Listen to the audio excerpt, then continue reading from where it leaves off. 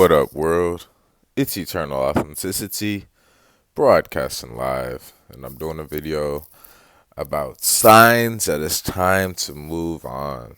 So, the purpose, the meaning of this whole video is whenever we're in any type of interaction, especially dating, relationships, stuff like that, this is basically what I'm touching up on, but it also it can apply to other areas of life, such as maybe business, such as even family, such as friends. But ultimately, we're beginning with speaking of just about relationships. So, signs that it's time to move forward, to move on, is one, you feel unequal. No matter how much you are doing your best just to unify the connection, to have the other being, the other party involved, our reflection, our spouse, our girlfriend, or for girls, our boy, for girls, your boyfriend, husband, wife, whatever the case may be. If it's like, things started so great, like a honeymoon effect or whatever, and ultimately that's all you wanted to have was just to keep that type of passion and love for each other. But guess what? Maybe you went through some stuff, you went through some bumps in the road, and both sides saw some ugly sides of each other. Now, moving forward, let's say you've apologized several times, you know, like I've done that, where I've even apologized several times. I've given space, I've pulled back, I've given gifts, money, food, different vegan food, different creative gifts, writing letters, just intimacy. That's my time, I care, you know what I mean? Walking out of my way to go to them, you know, all of that stuff. And you just still get treated like a doormat, then that's how you know it's time to let go. That's something I've had to learn, you know, for real. That's something I'm now gaining a lot of great experience on, from trial and error, from constantly being rejected, from constantly being disappointed, from just the same pattern panning out, like where it's still unequal, where they still feel like they're on a pedestal, where they still feel they are superior, looking down on you, holding your past continuously against you, even though, you've actually adjusted and corrected your ways. But like when they're acting like they have never done anything wrong, when they're acting like they're just, so high and mighty and above you, when they act like they have never made any mistakes, when they act like they have never done anything wrong, when they act like even in the relationship that we've had or whatever, when they act like that I'm the only problem, like I'm the only one that needs to improve themselves, then that's unequal, to be honest. Because why in the world would you come to me in the first place for so long, with this false persona or whatnot, just for when finally things start to grow and evolve? That's when it all comes out. And love, true love, real love is something that takes a long time to build and grow. So those are things to keep an eye out for, is that, like,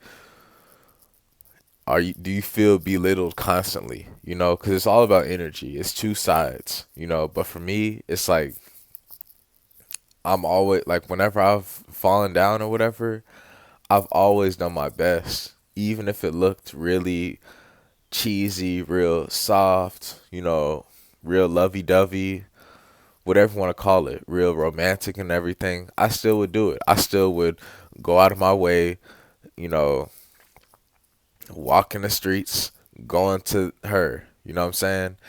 To write her a letter, to bring her flowers, to bring her food, to bring money, just to bring my own energy, different, just me. You know what I'm saying? I would pull up just to have something to give, to meditate, to share, some herbs, whatever. And like, I've apologized, I've been present, I've been focused progressively, I've been doing all that stuff. And when you do that stuff, and like it's all those positive emotions, like, or whatever, and they still are stuck holding something against you, and they're still stuck acting like they're the perfect ones and that you are just a piece of crap, and they're not making it evil. Excuse me, they're not making it equal. They're not making it equal. They're not making it even and equal. Excuse me. When they're just still looking down on you like they're on top of a chimney and you're just down at the bottom, and you're over here apologizing and whatnot and just pouring out your heart, but they're just still looking down on you like, ha ha ha ha, keep on apologizing, keep on coming back. I have dominion over you. Like, when they have that type of mindset mentality, it's time to let go, because that's not equal, it's not fair. Something real is where you've apologized. Like, I've apologized multiple times for the scenario that I'm overcoming, and I've done several different actions, of progressive, positive movement, forward motion. However, when the other party is still stuck like that, when they still clearly just make it that they don't want to be bothered, despite the great loving memories and everything we've shared, and when they still aren't able just to become one with us, that's when it's time to let go. That's something I've learned too, the long way, because and it's not cool, you know what I mean? When we're so connected in the beginning, and then all of a sudden, boop, some small little hiccups happen, and guess what? That's it. You know what I mean? They don't want to be bothered, and it's like, wow, we get tired of that stuff. To be honest, we get very, very tired of that stuff, and I've just learned it's time to move on. To at least do what you can do to show your empathy, to show your remorse, to show your sorrow. However, like, if it's still like you're at their mercy, if it's like you're on your knees and they're just like acting like they dictate you, then it's time to move on, you know? And who knows, maybe down the road, well, actually, I'm very aware and confident that down the road that they will come back to me. They will come back to my doorstep. They will be begging to be in my life. I'm very confident that whoever is truly meant to be with me will always gravitate towards me, and they will be begging to be in my life, and they will be at my doorstep, because it's all about reciprocity. That's what true love is. That's why it's so powerful, sacred, and rare. Because finally everybody has to get themselves right internally to be able to handle it for the long run, to be able to handle responsibility with, family wealth, with loyalty and faithfulness to each other, no cheating, no lies, with staying in the long run to raise a family, to raise children, to grow together, etc., etc. So, like, if it's not reciprocal early on, like where there's a lot of hiccups, where things are flowing real good and then boom, it comes to a stop, and then the scales are unequal, the scales are unlevel, they're not equal, they're uneven, and you find yourself more at a deficit, and like where it's just like you having to climb this massive mountain, and the one that you're attempting to be with, the one that you're asking for love or you want love from, they're like Mount Everest, and they're looking down on you. No matter how many times you say sorry, no matter how many times you show up and embarrass yourself and just get treated like a doormat, when you aren't even welcomed around their family, where they're embarrassed to be out in public with you. They don't want to be seen with you. They're running around, rushing around with everybody else, but they don't got time for you because they're holding on to some petty little thing, and they act like they're perfect. They act like they're better than you. They act like they never made mistakes. They act like they're so high and mighty. They act like they control you. They act like they can just belittle you all day, and they act like you aren't nothing, even though you even though something brought both of us together. Still, however, it's an inner harm, it's an inner connection. And like when someone just doesn't recognize it, then that's up to them to be able to realize it throughout time. You know what I mean? To not, and that's why I'm realizing not to stress myself out trying to beg people in my life or force people in my life. I'm not gonna do that because it's just supposed to flow. You know, like all that love that we had in the beginning that sparked it off and everything. That's supposed to be eternal. To be honest, that's what I'm standing for. You know, when I'm saying these things, I'm being for real about it. The true love, that's what it is. It's eternal. You know, yeah, there may be some growing pains. There may be some few hiccups, a few small sliver portion, a little sprinkle, less than a handful of bumps in the road, especially early in the beginning when we're getting to know each other. But that's a given. You know, however, if you're just gonna hold it against someone, not be able to appreciate someone for who they are, not be able to say thank you for the effort of whatever they have, as small or as big as they have to give of items, of material possessions, of money, of time, whatever the scale is of that, if they still aren't able to be appreciative, if they still aren't able to be able to look at you and say, wow, you're amazing, and still like be able to be happy that you came into your life, and they're still not able to forgive you, if they're still not able to move on, if they're still acting very cold and shady, and they're not owning up on their part of the end, and they're acting like it's still just like you are just a parasite. They're acting like you are just the problem, you're the parasite, and that they're just so high and mighty, then it's time to let go, you know. However, when it flows and both people are in tune, in harmony, and back on the same page, you know, then it can be cool. You know, when it's none of this passive aggressive stuff, when it's none of this games, where it's just it flows. Otherwise, it's not cool because it's a forceful connection, and that's not love. And I'm not settling for mediocrity. I'm always realizing I'm worthy to have the best in the entire planet. Even when a so called spouse, partner, girlfriend, wife, whatever, doesn't even want the best for me truly, and it spills out in their own true colors of them being jealous of me. You know what I mean? I've had a lot of ladies that are jealous. You know, I don't understand why. I mean, I'm not a saint either.